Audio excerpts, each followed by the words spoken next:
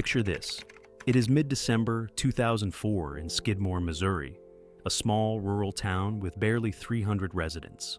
A gentle dusting of snow coats the lawns, and holiday lights twinkle on front porches. 23-year-old Bobbie Jo Stinnett carefully arranges festive decorations in a modest home on a quiet street. She is 8 months pregnant with her first child, and her excitement radiates through every conversation. Family and friends describe Bobbie Jo as a gentle soul, happiest when she's caring for her beloved rat terrier dogs. She chats online about breeding tips with other enthusiasts, never imagining that one friendly exchange will soon draw national headlines. At this moment, she feels secure in her small town life, looking forward to the holidays, confident that good things lie ahead. Meanwhile, nearly a 3-hour drive away in Melbourne, Kansas, 36-year-old Lisa Montgomery is telling friends and family that she is also pregnant, due any day now.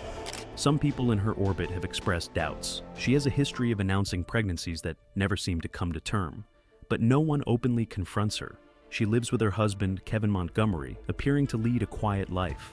Little about her routine stands out to neighbors. Yet these two women, Bobbie Jo in Missouri and Lisa in Kansas, have paths that converge unexpectedly through the internet. Over the next few days, the events that unfold will shock the country, sparking intense debate about violence against pregnant women, online anonymity, and the reach of the law.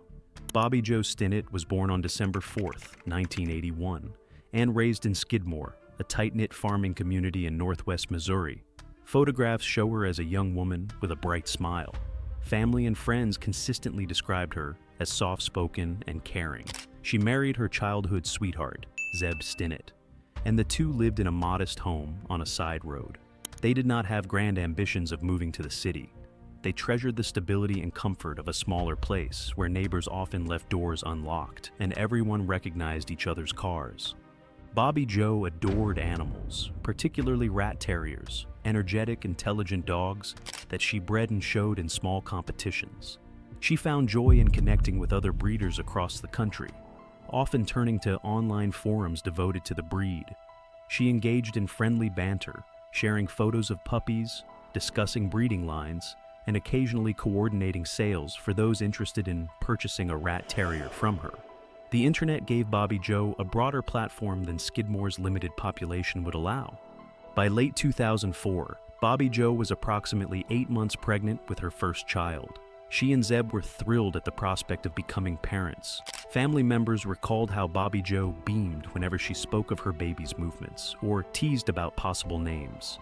She decorated a cozy corner of the home with baby blankets and small stuffed animals, determined to create a welcoming environment for the child she expected to arrive in January.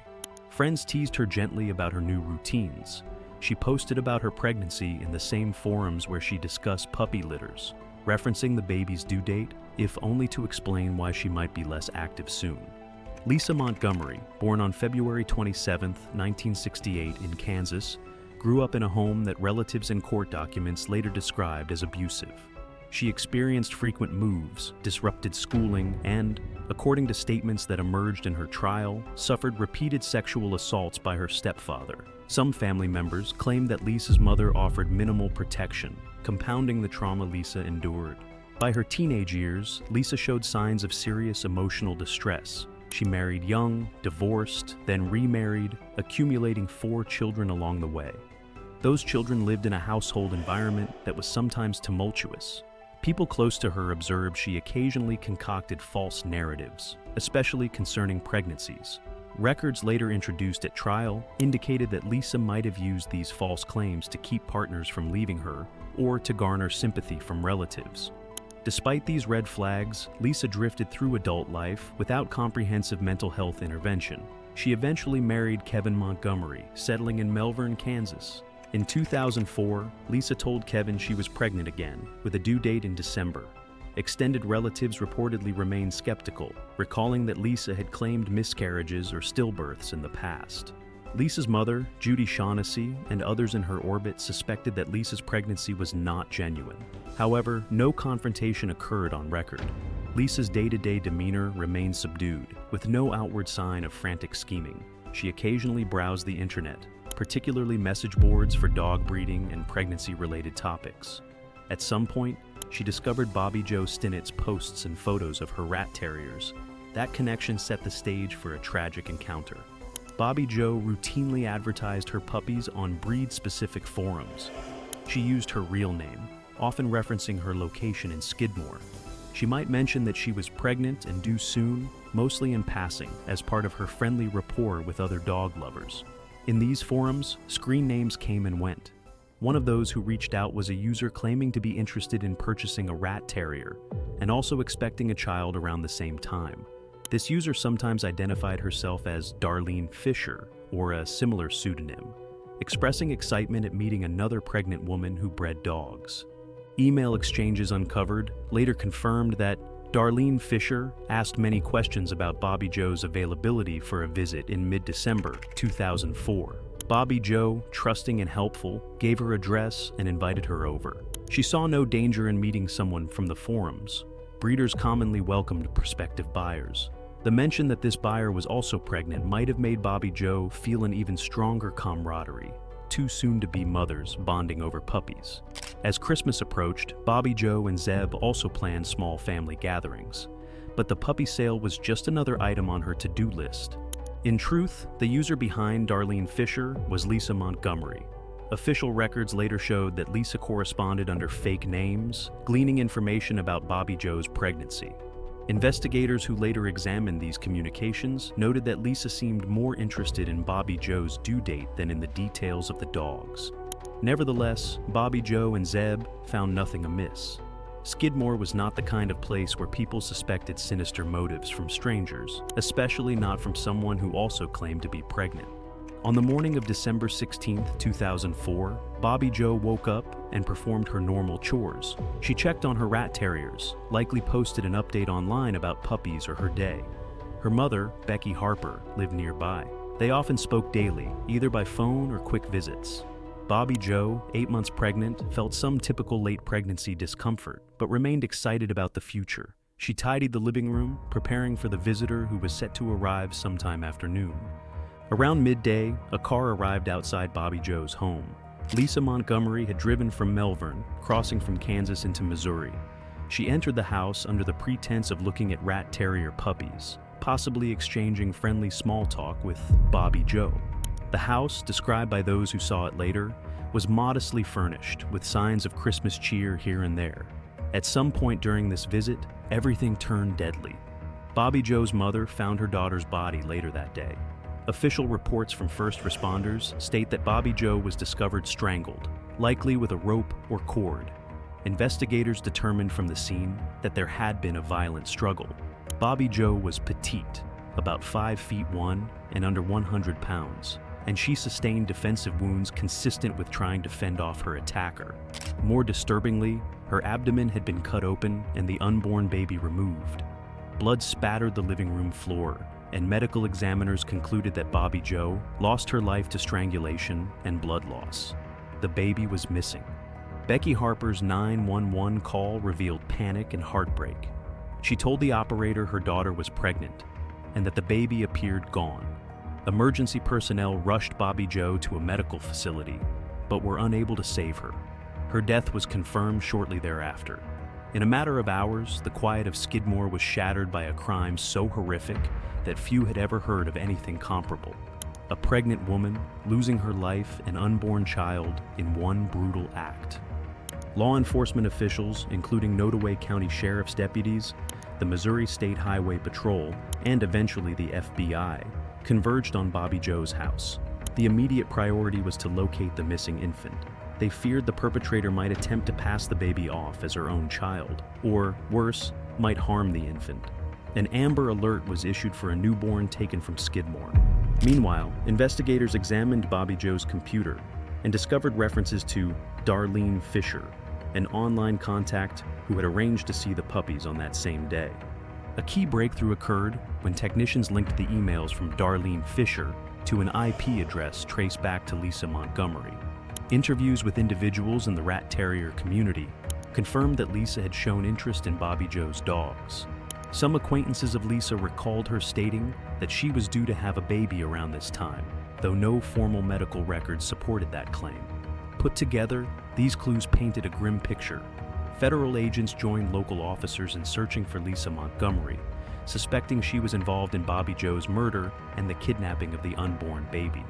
On December 17th, merely a day after Bobbie Jo's killing, law enforcement arrived at Lisa Montgomery's home in Melbourne, Kansas. They found her inside, holding a newborn baby girl.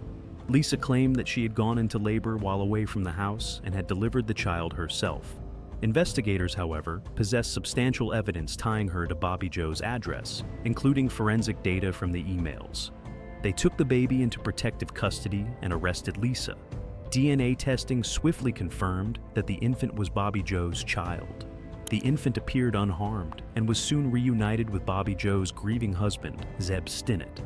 This swift resolution, locating the baby safely in under 24 hours, offered a small glimmer of relief in an otherwise horrifying situation. News agencies across the country picked up the story of a mother-to-be murdered for her unborn baby. Cameras descended on Skidmore, capturing images of the modest home, the local sheriff's office, and stunned residents who spoke softly about how this kind of thing had never happened before. For investigators, the focus shifted to building a solid case against Lisa Montgomery, since the physical and digital evidence already pointed squarely at her guilt. Skidmore, known previously for other violent incidents in its history, found itself once again in the national spotlight. Residents who knew Bobbie Jo described her as kind and trusting, precisely the kind of person who would greet a stranger at her door with a friendly smile. People left flowers and notes outside the home, mourning a young woman whose life was taken at 23, just weeks from welcoming a baby. News footage captured small vigils, gatherings at local churches, and the hushed sadness that blanketed the town.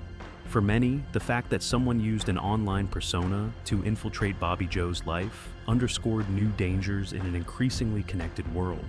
Meanwhile, in Melbourne, Kansas, neighbors of Lisa Montgomery expressed shock, stating that she never hinted at any intent to harm another person. Some were aware of her questionable pregnancy claim, but had not imagined it could lead to a homicide. Kevin Montgomery offered statements of disbelief, telling investigators he genuinely thought Lisa was pregnant. The entire situation cast a pall over both communities, fueling speculation and rumor.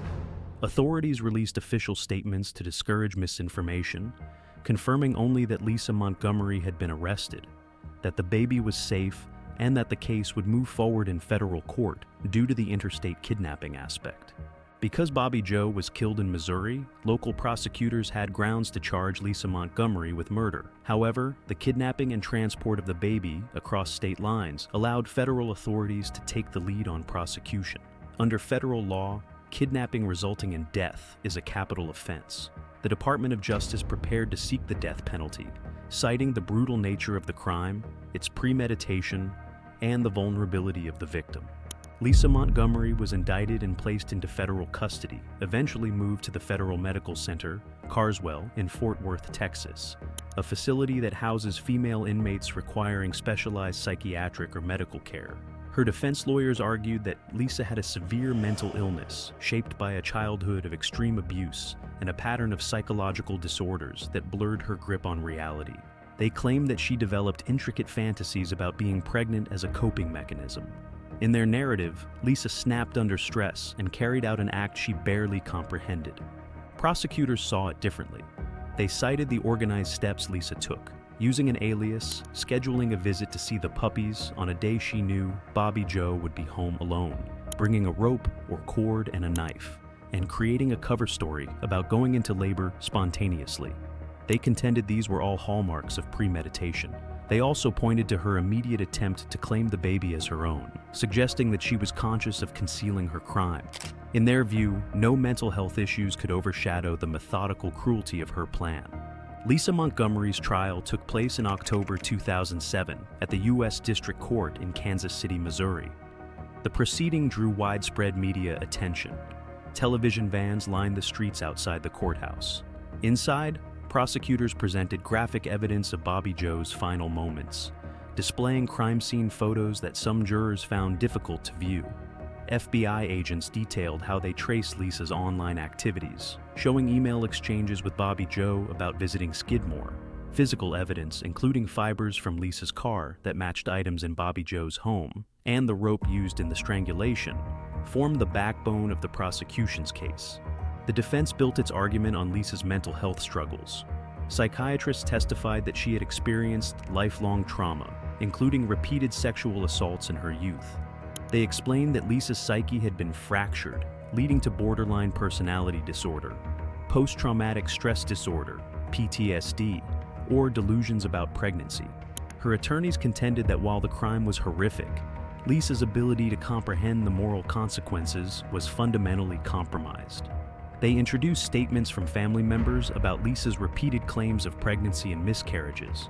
They insisted she was manipulated by her own mental instability rather than consciously orchestrating an abduction. Yet, prosecution experts countered that Lisa's planning showed rational awareness. She used a false name specifically to contact Bobbie Jo, timed her trip to a moment Bobbie Jo was home, and prepared a story for her husband that she had gone Christmas shopping and unexpectedly gave birth. Prosecutors reasoned that these steps indicated she knew she was committing a crime, not simply acting under a psychotic break. The question of whether Lisa was insane or merely cunning loomed large throughout the trial. Relatives of Bobbie Jo Stinnett offered victim impact statements. They described Bobbie Jo's sweet disposition, her excitement over having her first child, and the devastation wrought upon the Stinnett family. Zeb Stinnett, though typically private, allowed a brief statement about how they had planned for this baby and how their dreams ended the moment Bobbie Jo's life was stolen. Jurors saw photos of Bobbie Jo alive, smiling, her abdomen visibly round with pregnancy, and then the grim reality of the crime scene. The emotional toll in the courtroom was palpable. After testimony concluded, the jury deliberated over whether Lisa Montgomery was guilty of kidnapping resulting in death. They found her guilty. Sentencing then hinged on whether she would receive life in prison without parole or the federal death penalty. Prosecutors argued that the cruelty and premeditation, combined with the vulnerability of a pregnant victim, warranted capital punishment. The defense pleaded for life imprisonment, underscoring Lisa's mental disorders and horrific childhood experiences. Ultimately, the jury recommended a death sentence. The presiding judge concurred, imposing the death penalty on Lisa Montgomery. She returned to federal custody at the Federal Medical Center, Carswell, to await appellate procedures. The verdict satisfied many who felt that the crime required the harshest response. Forcibly abducting a fetus from a pregnant mother is, to them, an unspeakable violation. Yet there were also critics, particularly mental health advocates, who argued that Lisa Montgomery's background of severe abuse and possible dissociation merited a life sentence rather than execution. Still, with the baby safely back with the Stinnett family, the immediate sense was that justice had been served for Bobbie Jo.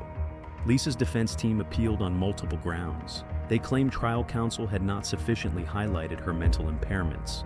They alleged that the jury did not fully grasp how her experiences of sexual trauma shaped her belief systems. Successive courts, however, found no reversible error in the trial or sentencing phases. They maintained that Lisa had enough lucidity to plan and carry out the crime, undermining an insanity defense. This legal back and forth continued for years, keeping Lisa on federal death row. Journalists occasionally revisited the case to see if any new details emerged or if the appeals progressed in her favor. The memory of Bobbie Jo Stinnett endured in Skidmore, where neighbors placed plaques or left flowers in her honor, vowing never to forget her gentleness or the heartbreak the crime wrought. The story took a renewed turn in 2020, when the federal government under the Trump administration resumed executions after a long lull. Lisa Montgomery's case surfaced among those set for lethal injection at the federal facility in Terre Haute, Indiana. Legal observers noted that Lisa was the only woman on federal death row at that time, and mental health advocates once again raised objections. They argued that Lisa's mental illness, shaped by unaddressed childhood torture, made her the least appropriate candidate for execution. Prosecutors and victims' rights supporters insisted that the original jury verdict and appeals had thoroughly considered her background, and that the ultimate penalty remained justified. Initially set for December 2020, Lisa's execution was postponed due to various legal motions and complications caused by the COVID-19 pandemic. Her defense attorneys argued that the pandemic impeded their ability to conduct last-minute clemency investigations, and to meet with Lisa in person. Court orders granted short stays, but ultimately, the postponement was brief. By January 2021, Lisa's final execution date was re-established. In the evening of January 12, 2021, Lisa Montgomery was transported to the execution chamber in Terre Haute, with multiple appeals still pending. A series of judicial rulings granted and then vacated stays, creating confusion that lasted well past midnight. Eventually, all stays were lifted.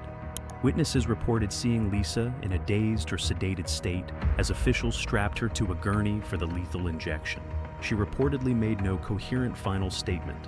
At 1:31 a.m. on January 13, 2021, Lisa Montgomery was pronounced dead, becoming the first female inmate executed by the federal government since Bonnie Heady in 1953. Outside the prison, protesters gathered, some in favor of the execution, some vehemently against it. News outlets quickly spread word of the event. Commentators rehashed Lisa's background, her childhood traumas, and the savage manner in which Bobbie Jo Stinnett lost her life. Some pointed out that Lisa was so mentally fragile that she barely understood what was happening to her. Others stated that no mental health defense could excuse the calculated crime of murdering a pregnant woman to steal her baby. The debate carried on in newspapers, on television panels, and across social media, reflecting the enduring polarities of the death penalty debate. The Lisa Montgomery and Bobbie Jo Stinnett case left behind a legacy that continues to resonate within true crime communities, legal circles, and mental health advocacy groups. For Skidmore, it was yet another harrowing chapter in a small town's history, already marked by notorious violence. Residents rarely speak of the ordeal publicly, hoping to guard their privacy and restore some semblance of normalcy. For Bobbie Jo's family, the relief of recovering the baby was tempered by the sorrow of losing a beloved daughter, wife, and soon-to-be mother. The child, Victoria Jo, grew up under the care of her father, Zeb, shielded from the relentless glare of media that accompanied the initial tragedy.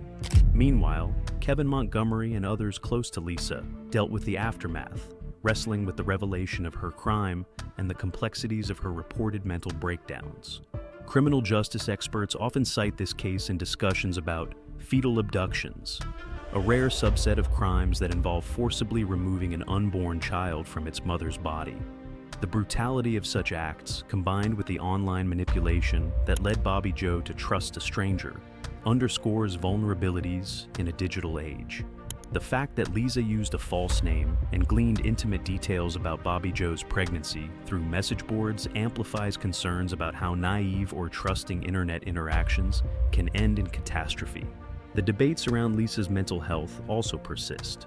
Court records revealed the extensive abuse she endured and her possible delusions, sparking arguments on whether society could have intervened earlier to prevent her from decompensating into such violent behavior. Yet the final outcomes in court, her conviction and eventual execution, signal a firm stance that neither a traumatic past nor claims of mental illness negated the severity of her crime.